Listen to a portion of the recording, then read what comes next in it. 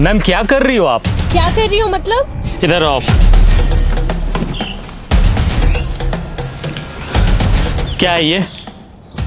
अपने तिरंगे का अपमान। मैंने नहीं रखा इसे। हिंदुस्तानी फौजी की आंखें बाज से भी ज्यादा तेज होती है। चलो मान लिया आपने इस झंडे को यहाँ नहीं फेंका, पर उठा तो सकती थी ना। ओ फौजी तुम ज्यादा ज्ञान मत दे, औकात में रहे अपनी औकात में ही हूँ। अगर मेरी आंखों के सामने कोई तिरंगे की बेइज्जती करेगा ना तो आंखें निकाल लूंगा मैं उसकी। क्या सिर्फ हम फौजी का ही कर्म है तिरंगे की हिफाजत? ये कोई ऐसी वैसी चीज है क्या?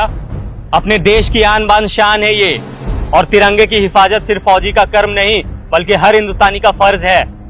अरे जाना यार, टाइम मत खराब कर मेरा, बहुत देखे तेरे जैसे। मेरे जैसे नहीं देखे होंगे। तूने एक लड़की को थप्पड़ मारा? लड़की को नहीं मारा बल्कि बदतमीज लड़की को मारा।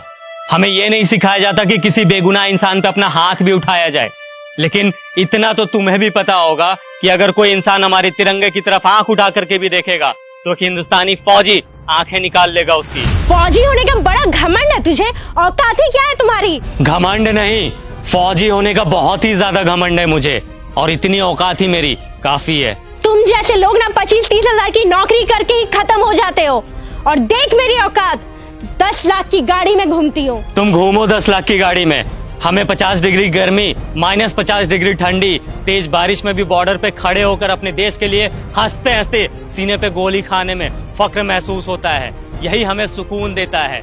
तुम क्या जानो असली देशभक्त होता क्या है? सुन, अब बहुत हो रहा है तेरा। तूने तो मुझे एक थप्पड़ मारा ना, मैंने तुझे 10 ना मरवाया ना तो मेरा भी नाम हनी नहीं। मेरी दीदी यहाँ की डीएम है, रुक अभी बुलवाती उसे। तू बस यहाँ से भागना मत। बिना डरे सीने पे गोली खाने वाले को थप्पड़ से डरा रही हो? फौजी हूँ, 1 इंच भी अपनी जगह से पीछे नहीं हटूंगा। जिसे बुलाना है बुला ले, मैं भी तो जरा देखूं उसे अपना देश प्रेम पहले दिखता है या फिर ये बहन। रुक, अभी समझ आ जाएगा।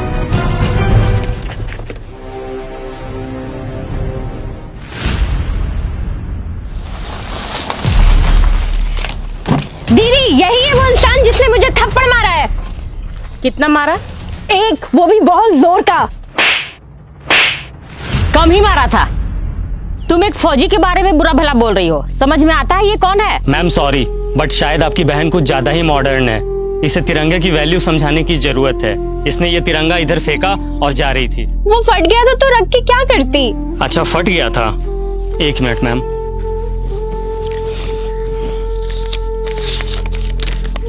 ये कितने का नोट है? 100 का। अब कितने का है? 100 का। अरे क्यों, फटने से इसकी वैल्यू खत्म नहीं हुई? मैं भी फेंक देता हूँ इसे। बड़े शर्म की बात है, एक नोट फट जाने के बाद भी अपनी वैल्यू नहीं खोता, चाहे वो 10, 20, 50, 100, 1000 कितने का भी हो। लेकिन हमारा तिरंगा जो अनमोल है वो फट जाने के बाद अपनी वैल्यू खो देता है। लोग इसे फेंक देते हैं। वाह। अब आपको कुछ बोलने की जरूरत नहीं है। आई एम सॉरी, मुझे सब समझ में आ गया है। अफसोस कि तुम्हें अब समझ आया, जबकि अपने तिरंगे की कद्र करना ये कोई समझाने की बात ही नहीं है। हम फौजी जब तुम लोगों की सुरक्षा में 20-20 किलो का वजन लेकर हमेशा खड़े रह सकते हैं, तो क्या तुम लोग एक तिरंगा नहीं संभाल सकते हम लोगों के लिए, अपने देश के लिए?